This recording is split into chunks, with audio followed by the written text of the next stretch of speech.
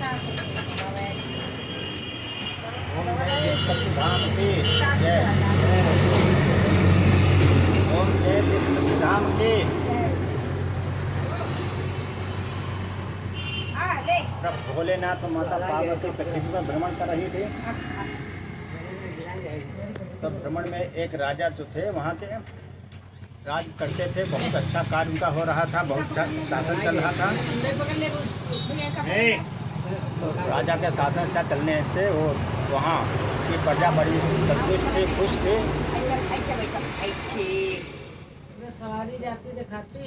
और राजा जो है वहाँ से बहुत संतुष्ट थे। वो दानी थे, पुण्य करते थे और अच्छा कार्य करते थे, इसलिए पब्लिक वहाँ से बहुत संतुष्ट थे। और मौसम भी साथ देते, सभी देवी देवता वो भी उनका साथ देते थे। लेकिन राजा को जब ये सब देखा कि इतना बड़ा सब सम्मान मिल रहा है, इज्जत में, तो उनके एक अहंकार आ गया। अहंकार जब आ गया तो पहले थोड़ा अहंकार आया, तो अहंकार आने से उनका जो है अपने में कुछ समझने लगे, हम बहुत बड़ा अच्छे राजा हैं, बहुत अच्छा कार्य कर रहे हैं। इसलिए वो अपना काम जो है अहंकार रूप में अपने दिल के अंदर ले आए। और अहंकार आने से जो है जो होता वो सब चला जाता है। अब राजा का अहंकार आने से धीरे धीरे जो है राजा जो है अपने और प्रजा के बीच कुछ खिंचाव होने लगा। प्रजा जो है जनता वो खुश कम होने लगी और राजा के कुछ विरोध करने लगे। और राजा जो दानी पुण्य और ये हवन कथा भागवत इत्यादि बहुत करते ही थे, वो अपना नित्यक्रम वही करें, पूजा करें भोलेनाथ की, माता पार्वती की, और नित्यक्रम करें। लेकिन मंदिर में जाएं, वो जो करें वो कहते जो कहें, जैसे कोई पूछता क्या आप करेंगे, आपके पास क्या है, तो कहते मैंने ये कर दिया, मैंने ये कर दिया। मतलब उनके शब्द आ गया मैं शब्द होता अहंकार का। और वो प्रभु जी जैसे जो कार्य होता है प्रभु की कृपा से होता है, तो अब यह कार्य वही होगा। लेकिन वो प्रभु की कृपा से होता है तो उसमें अहंकार खत्म हो जाता है और प्रभु की स्तुति प्रार्थना आ जाती है।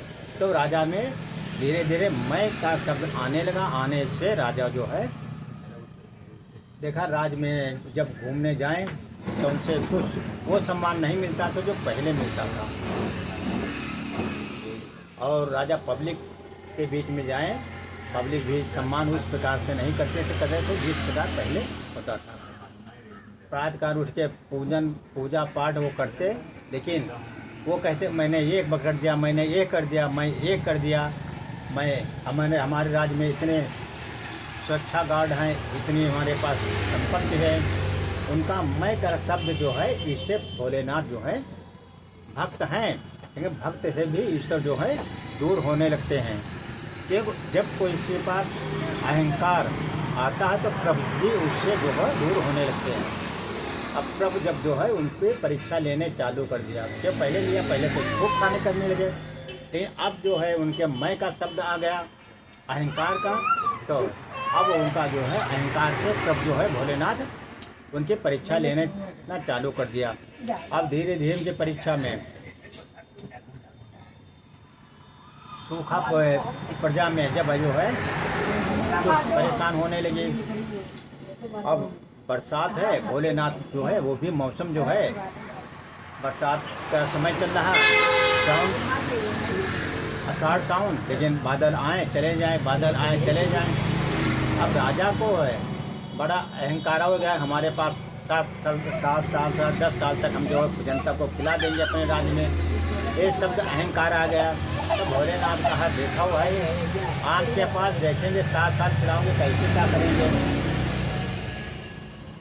अब राजा मतलब उनके पास ये था कि हमारे पास गोदामों में इतना गल्ला भरा है कि सूखा कई साल पड़ जाए फिर भी हम खिला लेंगे, लेकिन सूखा पड़ जाए खिला लेंगे। अब भोलेनाथ कहा देखो अच्छा आपकी परीक्षा जब लेने राजा के चालू किया तो सबसे पहले वो बादल आए चले जाएं, बादल आए चले जाएं। पृथ्वी जो है दरारें पड़ने लगे, पेड़ पौधे सूखने लगे, फसलें किसानों की जो सूखने लगी। अब किसान बहुत परेशान। तो राजा ने सोचा इसके लिए एक व्यवस्था है, कुआं खुदा दिया जाए और तालाब खुदा दिया जाए, नहरें बनवा दी जाएं। तो राजा अपने जो अहंकार रूप से नहरें खुदवाई, तालाब खुदवाए, कुएं खुदवाए, लेकिन उनका शब्द जो है अहंकार मय वाला था, उसके आधार वो काम किया। जब वो सब कार्य किया, लेकिन जब सूखा पड़ा, जब बरसात ही नहीं हुई, तो कहाँ से नहरों में जल आएगा, कहाँ से कुओं में जल आएगा, और कहाँ वो तालाबों में जल आएगा। अब धीरे धीरे और ज़्यादा जो है बरसात, सूखा पड़ गया, बरसात नहीं हुई, तो अब बहुत वहाँ के जो है जनता बहुत परेशान होने लगे। फिर प्रमुख जी ने कहा ठीक, अभी आप ये करें। फिर वहाँ जब सूखा पड़ा तो वहाँ जो है बीमारी चालू हुई, ज़्यादा गर्मी के कारण हैजा चालू हुआ। हैजा में अब आदमी जो है बहुत संख्या में मरने लगा। अब जब किसान और पब्लिक वहाँ मरने लगे, तब राजा जो है बहुत वैद और ये व्यवस्था की, लेकिन उनके सामने ये मजबूरी थी कि कहाँ तक आप करेंगे, इतनी गर्मी पड़ रही है, इतना मौसम ख़राब है और इतना सूखा पड़ रहा, कई साल सूखे से हो गए।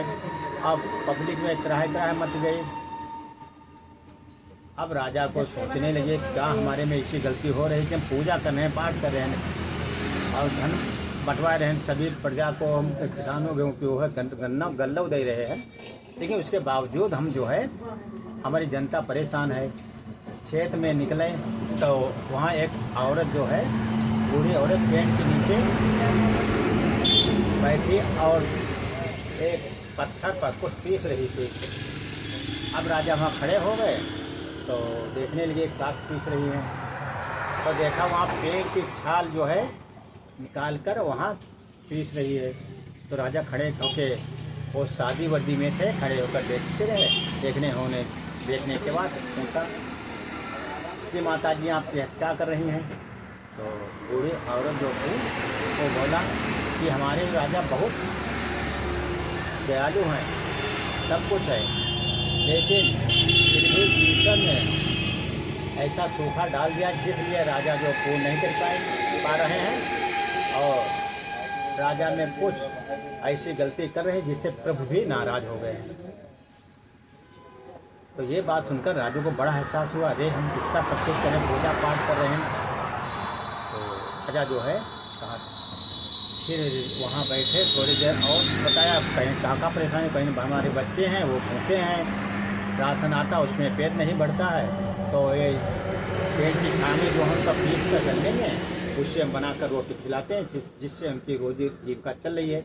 राजा को बड़ा तरस आया कि अरे हमारे राज में मतलब हम तो जानते थे हम गल्ला बांटते हैं और बड़े आराम से खा रहे हैं, लेकिन देखो यहाँ ऐसे ऐसे लोग हैं जो पेड़ की छाल जो है आटे में मिलाकर रोटी बनाकर खाते हैं।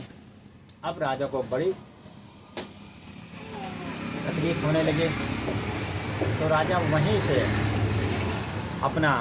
से सोचा कि हम जिसके लिए इतना करते थे, हमारे में कोई बहुत बड़ा ऐसा कोई कार्य हुआ है जिस कारण जो है ईश्वर हमसे नाराज़ हो गए हैं भोलेनाथ। और वहीं से अपने जो है वो चल दिए।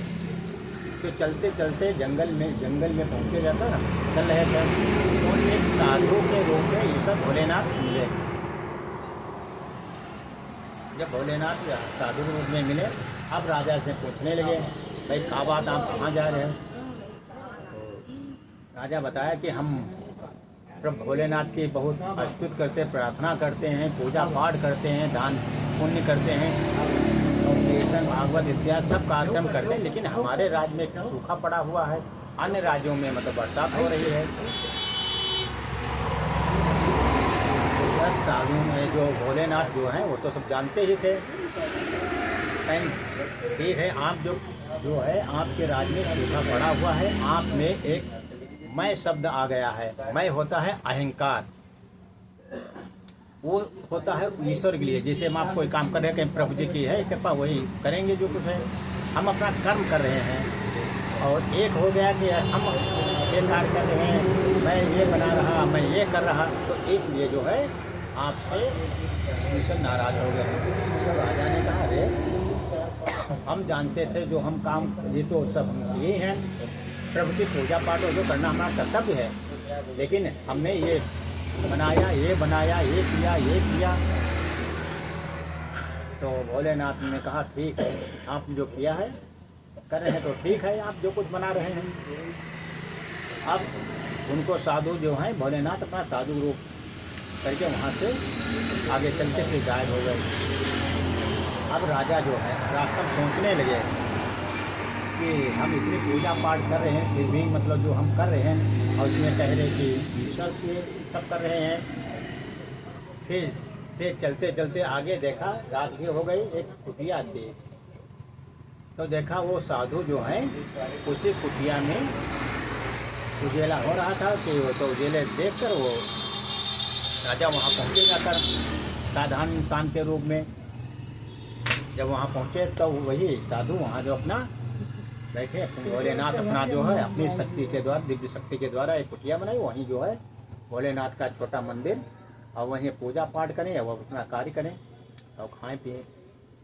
अब राजा जब वहाँ पहुँचे जाए तो देखिए बाबा आप कहें हाँ आप जो है तने हम सीधे रास्ते चले आए और आप जो है उस रास्ते का, इसलिए आप जो है देर हो गए और हम सीधे रास्ते जो आए तो सीधे रास्ते आने से हम जल्दी आएंगे, आप जो है जो आप सीधे रास्ता जानते नहीं थे इसलिए आपको देर हो गई।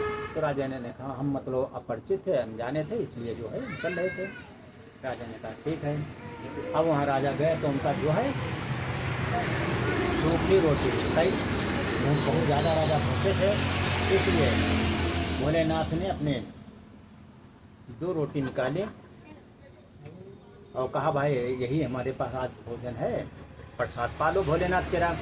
तो राजा ने सोचा ठीक है, तो एक मतलब रोटी जो है साधु को राजा को दे दी और एक अपने हाथ रोटी ले ली, दोनों लोग खा लिए।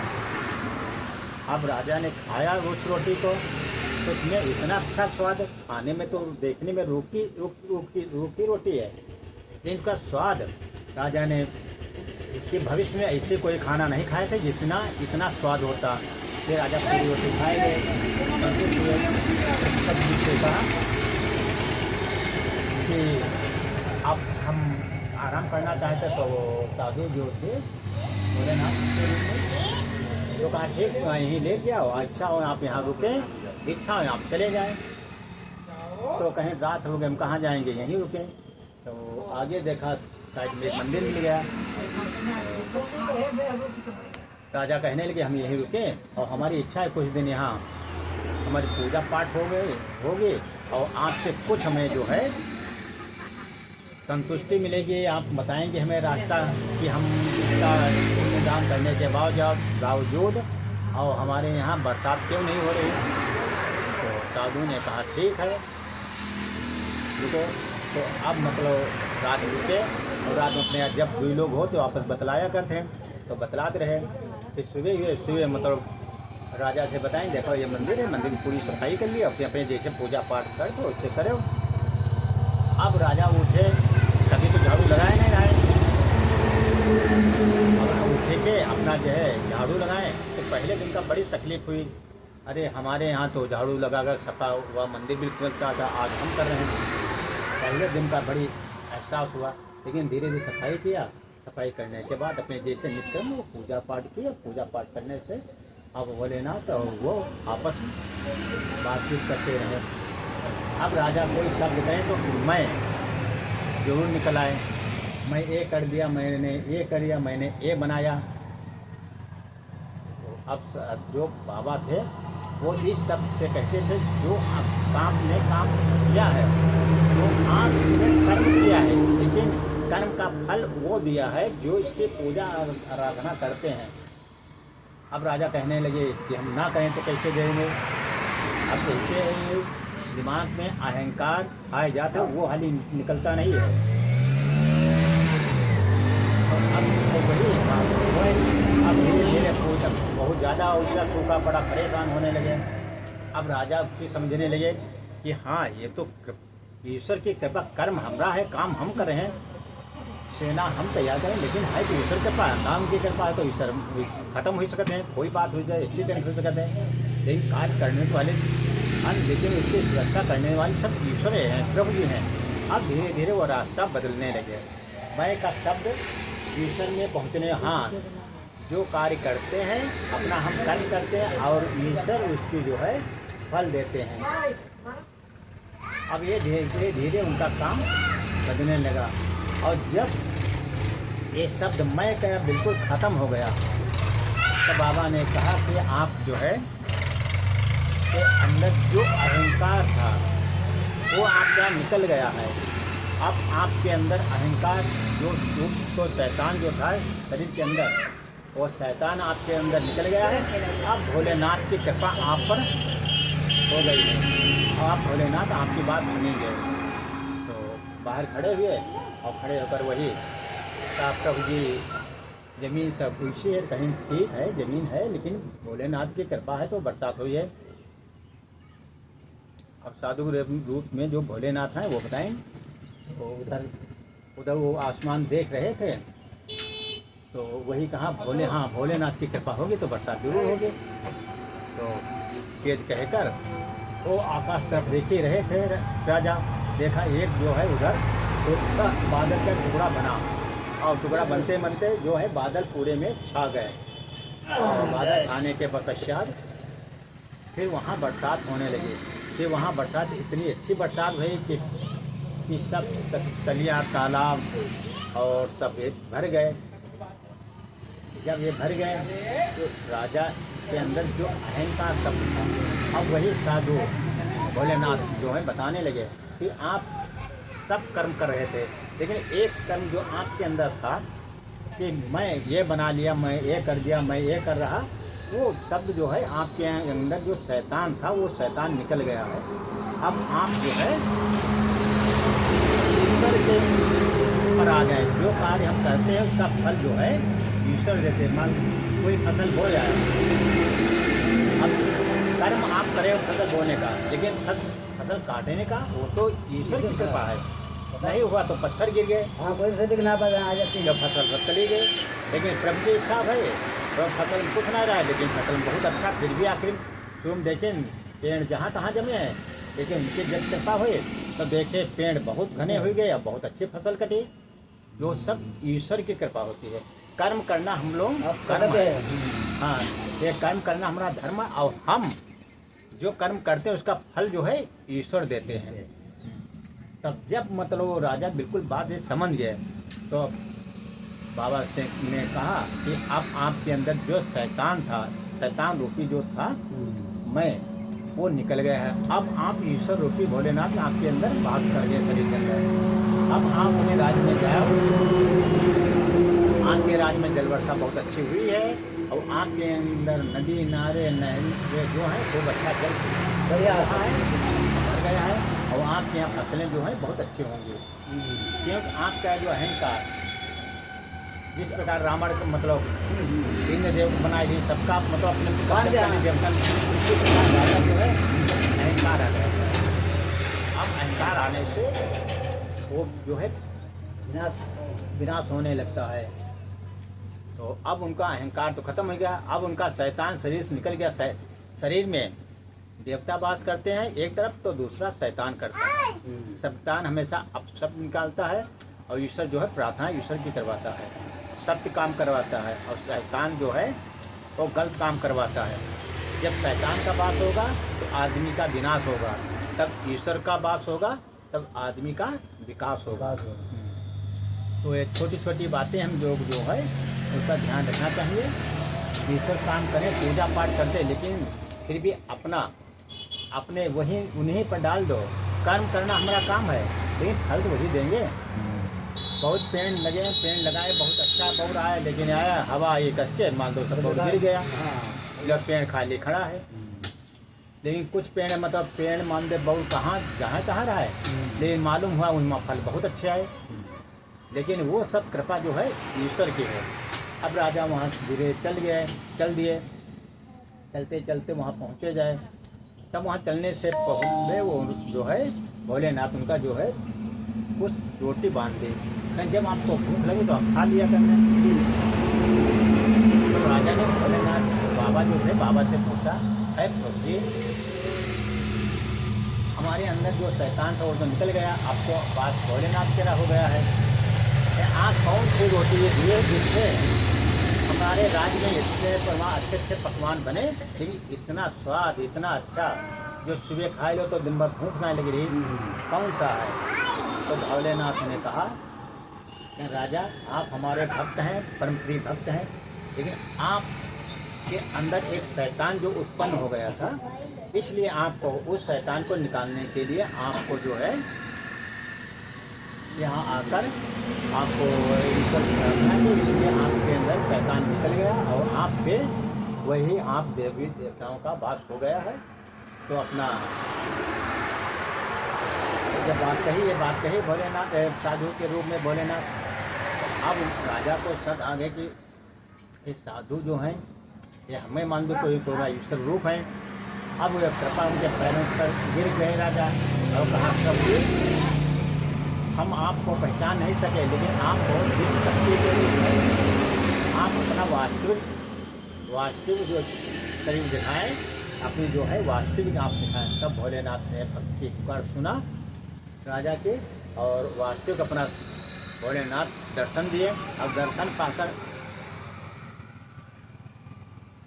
राजा बड़ा खुश हुए और वहाँ के लिए अपने लिए तो कुछ नहीं मांगा, तो कहने लगे राजा कहने लगे अरे भोलेनाथ हमारे यहाँ की जो पब्लिक है हमारी जो है वो हम पब्लिक ऐसा कुछ करें जो यह नहीं मालूम हो कि राजा है या पब्लिक है, हम जाएं तो हम भी अपना काम खेत में खोदें काम करें, पब्लिक अपना काम करे, तो हम लोग ऐसा कुछ बना दो जिससे हम लोग बिल्कुल एक तरह रहने लगे और जो ये सभी इसमें सूखा हुई तो आपने सब खत्म कर दिया है और ऐसे संकट जो है बीमारियों कोई ना आने पाए। भोलेनाथ ने कहा ठीक।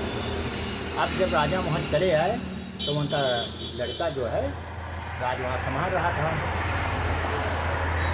अब राजा जब चलते चलते वहाँ रास्ता में भूख लगे तो वही निकाली रोटी फिर खा लिए, जल दिया, अपने चलते रहे। इस प्रकार से राजा जो अपने घर पहुँचे, तो घर जब पहुँचे जाएंगे तो वहाँ साधारण इंसान के रूप में पहुँचे जाए तो वहाँ के लोग पहचान नहीं सके। एक राजा थे, राजा के और पहनावा था और साधारण रूप से। अब जो बैठ पर जो संतरी था पहले जा दो वो बदल गए, लड़का जो अपने आधार रख लिए। जब राजा कहीं हम अंदर जाना चाहते हैं कहीं नहीं, कोई परमिशन नहीं, फटे पुराने कपड़ा पहने आप कैसे अंदर चले गए हो? अरे कहीं ना अंदर जाए तो दो, कहीं नहीं, ये राजा से परमिशन है, कोई साधारण आदमी से जा ही नहीं सकते। तो राजा सोचने लगे यही सब पहले हमारे में था, आज वही बात हम सुन रहे हैं, पता नहीं कौन यहाँ किस रूप में आउट हुए और वो घूम जा रहा है। तब कहा ठीक है, जो आपके मेन जो मंत्री हैं उनको बुलाओ। अब वो मंत्री बहुत नाराज हो गया, अरे आप इतनी बड़ी बात कहते उनको बुलाने की बात कर दे।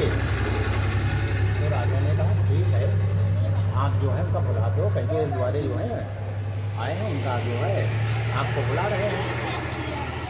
तो वहाँ एक दूसरा था, वो कहा तो उसके कहने लगे ठीक है, तो बुलाने में कोई बात हो रहा है, हमसे बताई दो कि आपके कोई इंसान माना इनका परिचय हो या इनका साथी पुराना हो सकते है, जैसे श्री कृष्ण के सुदामा रहा है। तो वो गया और बताया जाए, राजा के लड़के से बताया जाए, राजा वो मंत्री जाए उनसे बताया जाए।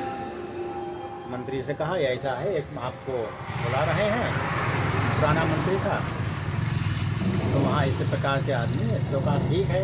अब उसको ये भी पूछना था उसके लड़के से, तो लड़के ने के पास खबर भेजी और लड़का भी आया, तो कहा ऐसा ऐसा है। नहीं ठीक है, कोई भी जनता किसी प्रकार से होता है, वो तो मतलब कोई परेशान या कोई है तो उनके द्वारे आया, उनका स्वागत है। अब वो जब पुराने मंत्री पहुँचे वहाँ जाए तो राजा की आवाज़ जो है परख ली, अब जो राजा की आवाज़ परख ली तो मंत्री से कहा, मंत्री ने कहा प्रभु जी आप इतने दिन कहाँ रहे?